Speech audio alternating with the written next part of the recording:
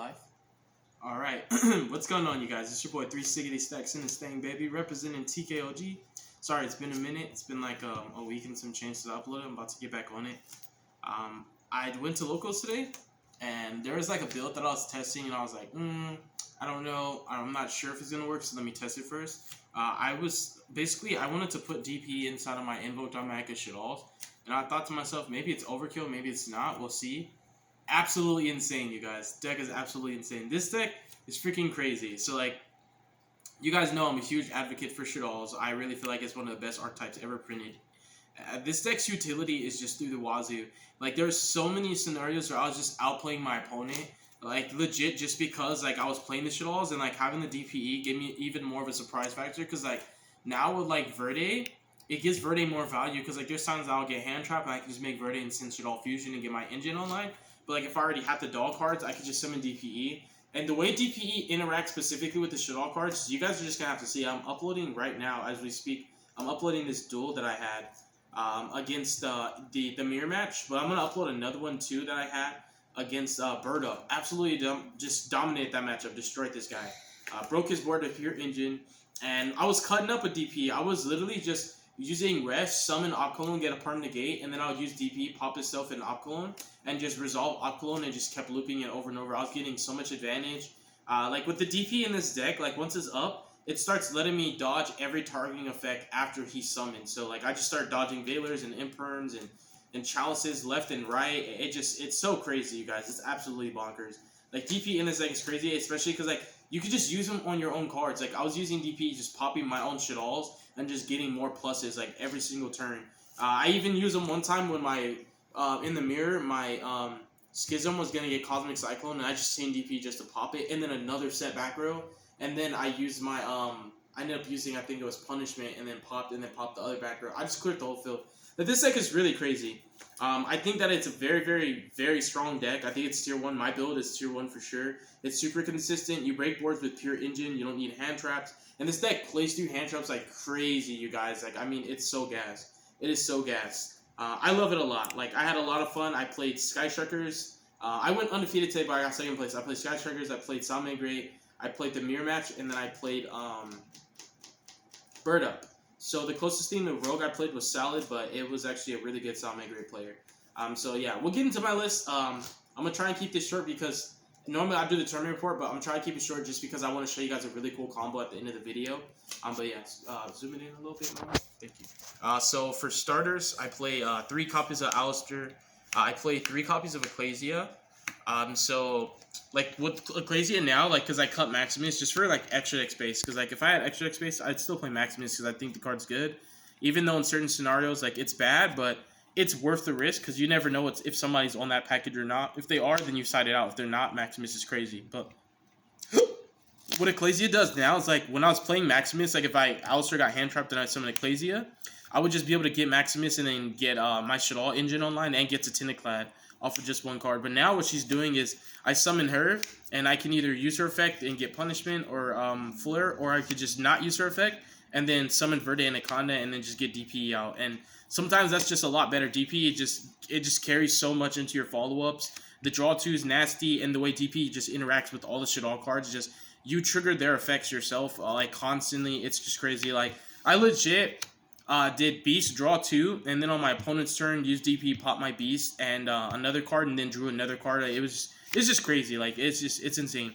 But yeah, these are just like more versions of this, like more copies of the other starters. Like the spell starters are better than the monster starters, but drawing the monster starters is sometimes good, especially when it comes to certain floodgates. So we're on also 3 Prosperity. So Prosperity is the best starter because it can see any card in your deck. And then I play 3 copies of Meltdown, 1 Optimus Prime. Continuing with our starters, we also played 3 Nadir Servants. I played 3 copies of Fusion Destiny. I played 3 Shaddol Fusions. I played 3 L Shaddol Fusions. And 2 Invo. So everything that starts your plays is all cards that also enable you to break boards going second. So look at these as hand traps, basically. The harder boards to crack are literally just going to be the Drytron board, which is just falling out of favor. So the only deck that you really have to worry about mainly that you're gonna have a hard time with against sometimes is Bird Up. It depends. Sometimes it's hard against Bird Up, sometimes it's not.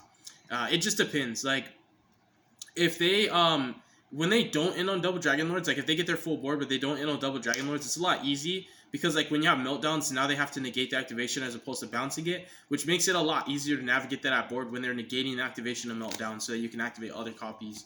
But I feel like the deck's just crazy. It's tailored and designed to be able to just break boards naturally. And going first, like my inboard now that I've been going for a lot, that's what I'm going to show you guys the combo. I've been setting up SHADDOLL, Fusion, and Schism, which could be Double Window or Opcalone and Construct. It's my choice. Along with Kaliga and DPE with nasty follow-up. And if I drew any Dogmatika cards, it's just insane. Like Nadir Servants exclusively, that's just crazy. So a lot of these starters, like some diminish in quality. Like for example, I feel like the SHADDOLL cards never diminish. You can always keep the full value of them because you can recycle them so well. But like Fusion Destiny, obviously, like you only want to draw it once and after that you're done. But like I like this deck a lot. I feel like it's really, really strong. It interacts extremely well in a lot of different matchups. You can combo if you want to, but a lot of times I take the conservative route and I just play mid-range because you really don't need to make big boards with this deck to win. Sometimes I have all these interruptions I could put out, and I'll just put 2 and see what my opponent does because the deck's really good at staying alive. Like, I can survive through a lot of different scenarios, and when it comes to navigating established boards, the deck's crazy, and my toolbox is so adaptive to formats and matchups that a lot of the times there's situations where I don't even need my side deck to play out of scenarios. Like, I can out Anti-Spell and Imperial Order, main deck them. You know, if they're main deck, I can play extremely well around DPE because of my SHADDOLL cards. Like, this card's MVP. I talk about this every video, but if you guys are not on SHADDOLL Fusion, I feel really, really bad for you. But in general, people just don't play SHADDOLL cards, and that's another reason why my Invoked Dogmatika mirror match was so easy, because all he's just playing was a Schism package, and my SHADDOLL cards absolutely overperformed in that matchup. That's like what put in the most work, and after I played him, he legit said he's going to start playing SHADDOLLs again. Like, this should all just make your deck better. People feel like, oh, it's just too bricky, it's too risky, blah, blah, blah. If you're going to play bricks for your Fusion Destiny, then, like, you feel me? It's like, I feel like the Shadolls are at least better bricks because, like, you could do more with them and they have more utility. But to each his own. So these are all my starters. This deck plays around hand traps, like I said, like crazy. The Ouster portion of your deck is the most funny part because people always have to respect it to the point where they have to hand trap it. And so if you open Meltdown and they Ash it and you normal Ouster, they have to impermit. If you normal Ouster and they impermit and you have Invo, they have to have Lancia. You get what I'm saying? And then that's excluding drawing like other pieces of your engine together. So the Ouster part is like drawing 7 different Call by the Graves in your deck. It's really, really strong. So I like it a lot. You have so many impactful one-ups that, I mean, so many impactful cards that just by themselves when they resolve get you like a +2, a +3. This deck's just really, really grindy. It's really explosive. It's very consistent, and it's very competitive. I like it a lot. I think this deck just doesn't really have bad matchups. I feel like Winda covers so much ground, but then the utility that you have with cards like Dragon, cards like Ariel, you have Opcalone being able to permanently negate cards like forever. I think it's insane. And Schism's non-targeting, non-destruction Sin is just ridiculous.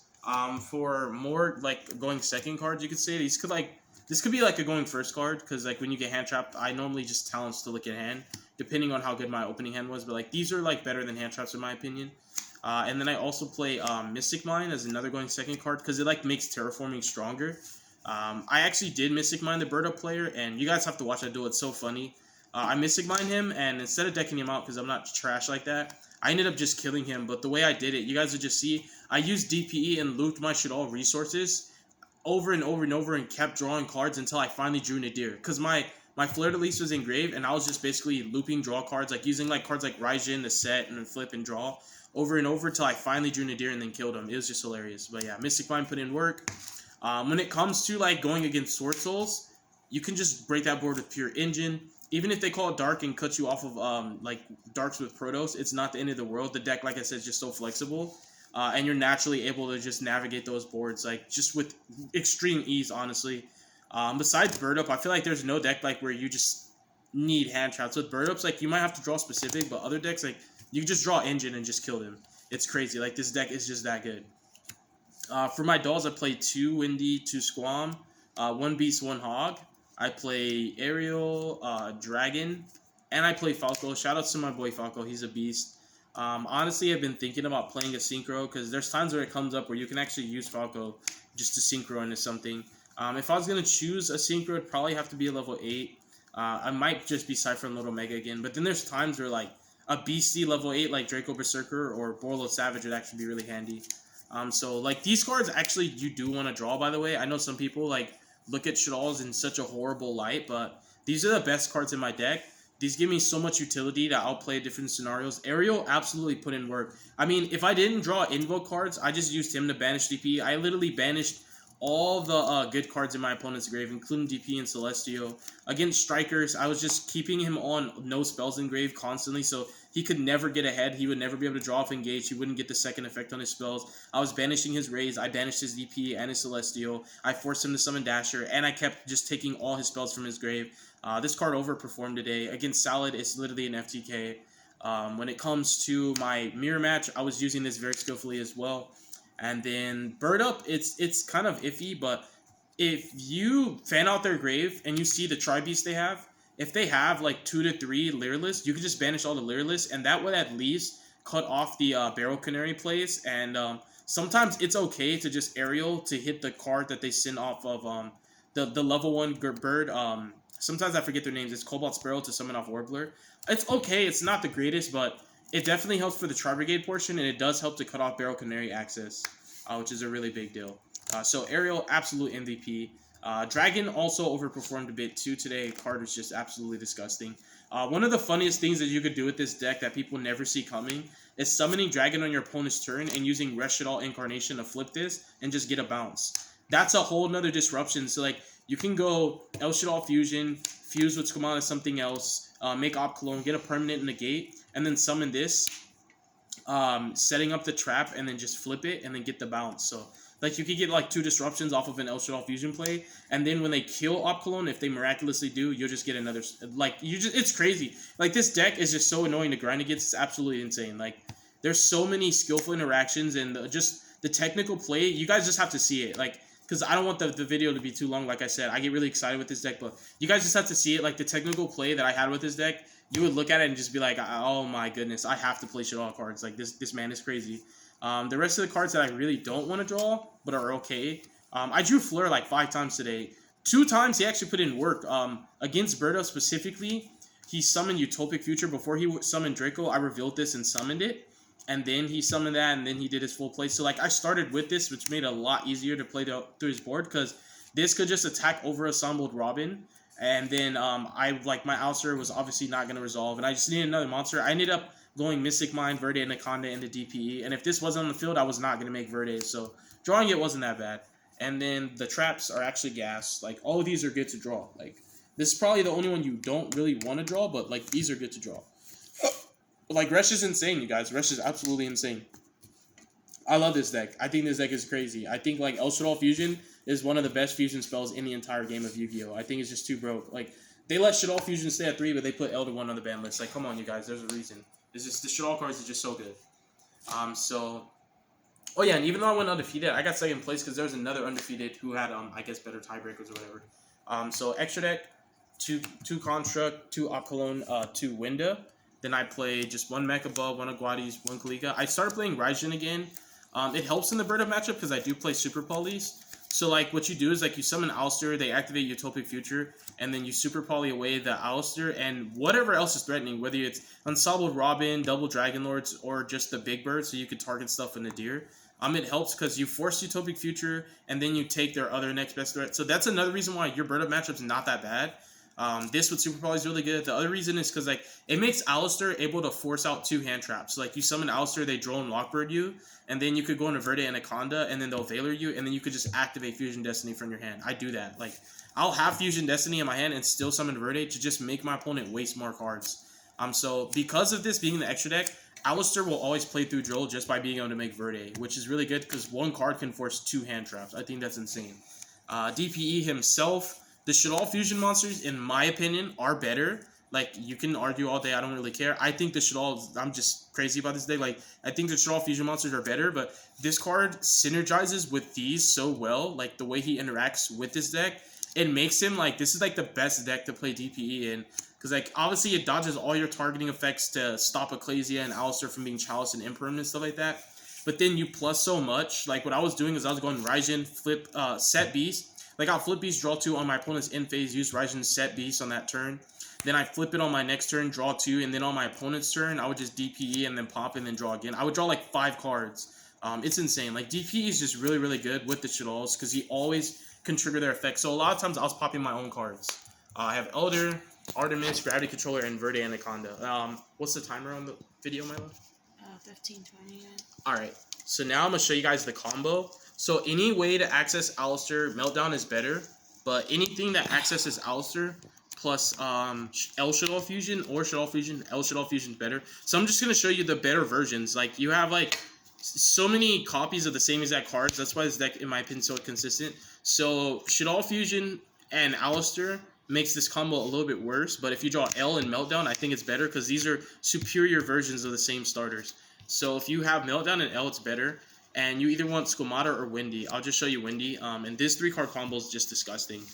So you'll activate Meltdown, you'll add Alistair, you summon Alistair, let's say he gets Impermed, that's totally fine. And that's why L's better, because L doesn't lose to Ash, but like, if you have Shaddol Fusion Alistair, you'll lose to Impermanent Ash. Like, those 2 hand traps will like cut you off, and you need Fusion Destiny or Ecclesia or Nadir Servant. I mean, you have a lot of other cards that you can draw, but just for this combo specifically, this will help you to play around. Like, this combo beats Impermanent Ash. Like, if they have both Impermanent Ash, like, it's really, really good. And now, if they Ash Meltdown and you have an Alistair, you're just lit, right? Some people do that, some people don't. It just depends. But if everything resolves, this is what happens. But I'm just saying, like, when you get hand traps in this combo, you'll play through the hand traps extremely well. So Lancia and Droll, specifically, if you start with Alistair and you get Drolled, it doesn't even matter. If they Lancia you, it doesn't matter because you're not going to activate Invoke until the very end of the combo. It's just crazy. And when they try to Lancia, when you have Rush engraved, you can always Chain Rush because it's a trap. So Lancia does not beat this combo. So you'll summon Alistair. You'll grab your Invocation. Let me just grab the cards that this combo requires. Make things a little bit faster. Where's Hedgehog? There we go. And then I'm just going to grab a Fusion Destiny. I'm not going to grab the bricks. I'm just going to grab it so it can like show you. So you summon Alistair, grab your Invo. You'll link Alistair off into Artemis. And so Invo's in your hand. And this combo, like that's the other thing with this deck is like your boards always replace themselves as you make them. And then when your opponent breaks your board, all the cards that you already replaced, meaning 3 cards got you like 5, then your opponent kills those cards and you get like 3 more cards. So you can get like +6 off of just 3 cards and continually recycle them. It's just insane. So you activate L, fuse with these 2. You'll summon out Construct. And you'll go, you don't even, when you have Meltdown, you can declare Chain Links, but you don't really have to declare them in a way where you're protecting yourself because like they can't activate anything right now, Jack Squat. So Windy is going to summon specifically Hedgehog. Construct's going to send Resh. This is another good reason to play Resh because stuff like this is really, really good. And then you're going to go ahead and activate Resh. You're going to banish the Windy. And you're going to flip Hedgehog and use Hedgehog to add Schism to your hand. Then you'll link the Construct. And by the way, so like if we go summons, that's 1, 2, 3, 4 summons. So this combo just like really doesn't care about Nib. Like you really do not care about Nibiru at all. And then you're going to link these 2 off into Verde. Construct's going to target L, add it back to hand. And they have to Nibiru you here because you could, in theory, make the Makaba. And what happens is, like, you literally just don't lose anything. Like, you still get double Winda, and you also get Makaba or Kaliga. So, like, Nib sucks against this deck. So you're going to activate Invo. And what you'll do is you'll banish the Hedgehog, since that's the Dark that you need, and the Alistair. And you're actually going to summon Kaliga. Unless I'm protecting myself to the duration of my combo, I will summon Kaliga. I only go for Makaba when I'm trying to protect the rest of my plays. But in my opinion, I think Kaliga's better. If I have a spell in my hand to beat Cosmic, I'll summon Makaba to beat Cosmic. If I'm playing around evenly, I'll summon Makaba and I'll add my trap. I'll dump my trap from my deck to my hand, my deck to my grave. Then I'll add it from my grave to my hand and have the trap so I can negate evenly. So like you can play around all the blowouts too. So you summon, and then you're going to invoke, put Alistair back. So look, you have 3 cards in hand, right? Then you're going to go 1 monster effect this turn. Fusion Destiny, summon out your DPE, dump your bricks, and then this is your inning board. So this already just auto wins against combo. You have Kaliga and DPE.